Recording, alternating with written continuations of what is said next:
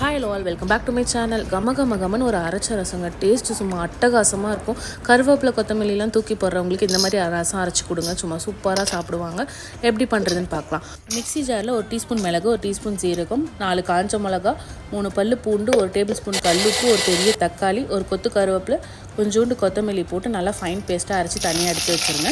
அடுத்து கடாயில் கொஞ்சமாக எண்ணெய், கடுகு, கருவேப்பிலை, பெருங்காயம், 2 துண்டு சின்ன வெங்காயம், ஒரு பச்சை மிளகாய் போட்டு கொஞ்சம் வதங்கினதும் அந்த அரைச்ச பேஸ்ட் அதில் போட்டு சிட்டிக்கொண்டு மஞ்சள் போட்டு நல்லா வதக்குங்க. வதங்கினதும் அந்த பச்சை ஸ்மெல் எல்லாம் போகணும். அதுக்கப்புறமா ஒரு லெமன் சைஸ் புளியை நல்லா கரைச்சி அதில் ஊற்றிக்கோங்க. 2 கிளாஸ் தண்ணி ஊற்றி டைல்யூட் பண்ணிக்கோங்க. இந்த டைமில் எவ்வளோ தண்ணி வேணுமோ அப்போ ஊற்றிக்கோங்க. லைட்டாக கொதி வந்ததும் மேலே கொஞ்சோண்டு கருப்பட்டி போட்டு கொத்தமல்லி போட்டு இறக்குனீங்கன்னா கமன்னு ரசம் ரெடிங்க. காஃபாக இருக்கவங்களுக்கோ இல்லை ஃபீவராக இருக்கவங்களுக்கோ இந்த மாதிரி ரசம் வச்சு கொடுத்தீங்கன்னா உங்களை வாழ்த்தி தள்ளுவாங்க. இந்த மாதிரி மோர் அப்டேட்ஸ்க்கு என்ன ஃபாலோ பண்ண மறந்துடாதீங்க. தேங்க்ஸ் ஃபார் வாட்சிங். பாய்.